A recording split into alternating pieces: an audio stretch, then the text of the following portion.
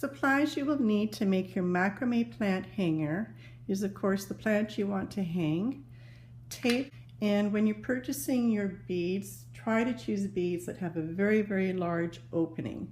Therefore you can get your yarn through the bead.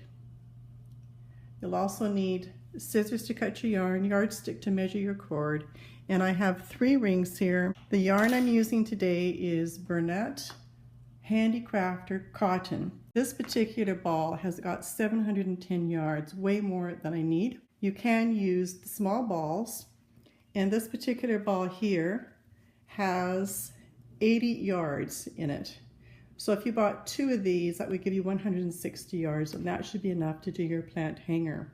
Each strand coming down is 4 yards long, but you're going to be doubling that over your ring, so that makes 8 yards. You're going to need 1, 2, 3, 4, 5, 6 sections, all having 4 working cords. So what you need to do is you need to cut 12 pieces of yarn at 8 yards long. That equals 96 yards. Here's my first 2 cords that I've folded in half. I'll put these 2 together. This will be my 4 working cords for one section, and I'm going to put them into my loop using a lark's head. So through, open up the hole, and then place your strands inside the hole and pull through the end of your strands. And that gives you your first lark's head and your 4 working cords. Continue with your other 5 sections. There's all 6 sections attached to my first ring. So as you can see, that one piece of strand on the end is already getting fairly frayed. So I'm going to add a small piece of tape, and I'm just going to apply the end about 3/4 of the way up, and then just take the tape and start rolling it, and roll it as tight as you can. And then on your end, just give it a bit of a twist, and then you'll have a nice sharp end for applying all your beads. I'm going to start my hanging by making 2 square knots, starting with the left over the 2 middle, bringing the right over, behind, and through. And if you want more detail on any of these knots, you can have a look at my macrame video playlist, and I've got detailed instructions on all of these knots. Now find the ends of your 2 middle cords and thread through the hole. And to tie that off, we're going to do another square knot. I'm going to copy this on the other 6 strands. And I'll attach that bead with another square knot. And now I'm going to do a spiral. So I'm going to only use my left cord coming over first. Started with the left, I will do another left.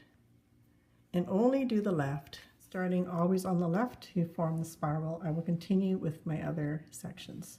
So I've just got my 2 strings here supporting my 1 ring here. I've now cut 3 pieces of yarn 24 inches long. I'm going to fold those in half. I'm going to then take my ring, fold the yarn through the hole, making a hole, and pull strands through. Okay, now I have my ring attached to the wall just so I can have it supported. And what I'm going to be doing now is each strand I will be tying a knot to the ring in between each section. So right here I will tie a knot, just attaching it to the ring. Tie a loose knot, and then you're going to find your next 2 sections and make a space, and then take your next cord and tie it on. Now I'm going to release my first 2 anchor ones that I used, and I'll just take those ones off. So I have the distance I want between this ring and my second ring. Now what I'm going to do is just release one of these strings And I'm going to actually add beads to this section here to embellish it. And once you've got the knot up as tight as you can get it so there's no gaps, then you can just tie that off again with another knot to secure it. I'll go one on this side, and I'm going to go back on this side.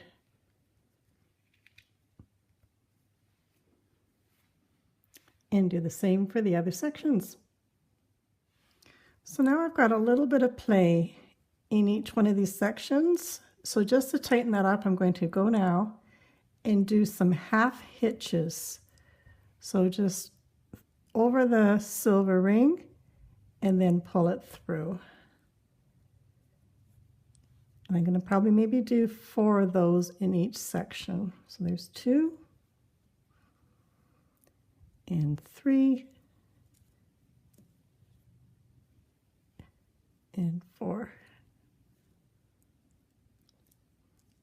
And I will just cinch that up tight to that one, bring this one over, and do 4 more. I'm going to add 1 more bead to the 2 middle strands of each section, and then I'll be adding my larger ring. And I'll secure the bead again with another square knot. Now that I have my square knot done, I will attach my ring.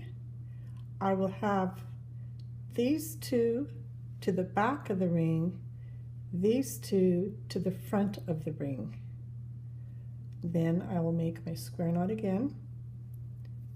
Left over right, right over left, and cinch that right up to the top. And do your right over, left over, and through.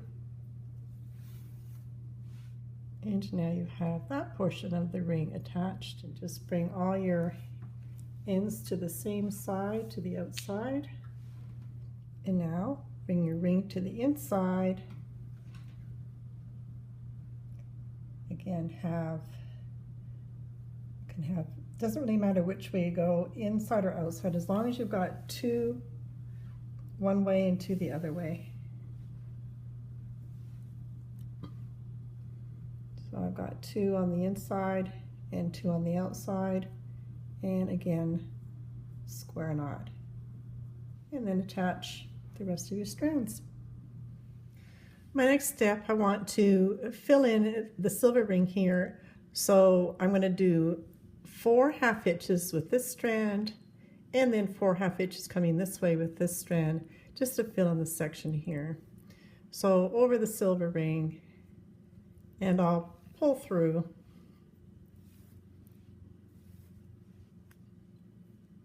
And cinch that up. Next step, I want my macrame to be offset from this length here. I want them to run in between these 2. So I'm going to start a square knot with these 4 cords. I'm going to leave a bit of a space and not bring the knot right up to the top because I like the little formation it's making there. So I'll just finish off my square knot. And I'm going to do 1 more square knot. So I'm going to put a bead here.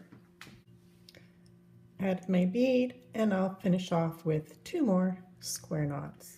And I'll pick up my next 4 cords and duplicate this all the way around. And now I'll alternate, picking up these 2 strands and these 2 strands and duplicate what I've done above, but down here. And I'm going to alternate 1 more time with 2 square knots.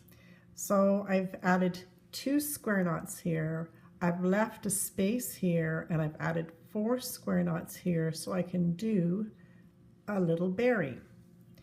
So because there's a pretty small opening here, I'm just going to go in with my crochet hook, and then I'm just going to hook my ends and then pull it through that opening. Just makes it a little bit easier. And then just cinch up the first part of your square knot. Just tuck it right up. And then finish off your square knot. And you've added a cute little berry knot. I'm going to add 3 more square knots here, and then I'll be adding my bead. I've added my bead, and I'll finish off this section with 2 more square knots. Next step, I'm going to start a spiral by always starting on the left. So there's 24 spirals, which is half a square knot, and I like that better because you get the feeling of the spiral design better. And I've gone ahead and added my next bead, and then I will continue on with spirals. So every 24 bead, another 24, and another bead. And now I'm going to finish this section off by doing 4 square knots, and once I've got those done, I'm going to do the same thing on my other 5 sections. And a quick recap for you: we made our berry knot, we did 2 square knots, we added our bead, we made 3 square knots, we then went down and we spiraled 24, added our bead, spiraled another 24, added another bead, spiraled another 24, added a bead, another spiral 24, added our last bead, and a square knot for 4. Now we're ready to macrame the portion that the pot will be sitting in. So I've got 2 of my macrame sections here that I've completed. I'll take 2 from one side, 2 from the other, and we'll make our first square knot about 1.5 inches down. So I did 2 square knots here to join these sections. I'll then go to my next macrame section, pick up these 2 and these 2, and go down the same distance that you did for the first section here and make 2 more square knots. There's my first, there's my second, and continue to work around until you have all your sections tied together. So I've just grabbed a kitchen bowl because it's about the same size as my pot that my plant is in, just to make sure that your plant is going to fit in your hanger okay. So this is my first tying. The second one was a little bit smaller again, third one smaller again, and my last one I will be taking the alternating cords again, and I'm going to actually do these ones tight right up to the next knot. So that's what we have for the bottom of the pot. I'm going to continue and do more alternating square knots, and I'll do 2 on each section. So there's a few rows of alternating square knots, doubling them up. So for finishing my strands, just take a random piece of cotton yarn, decide where you want your knot to sit, place on a bead, and tie a knot below.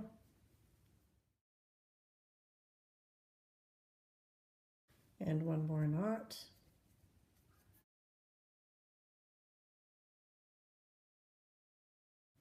And cut off your end and unravel by twisting in the opposite direction.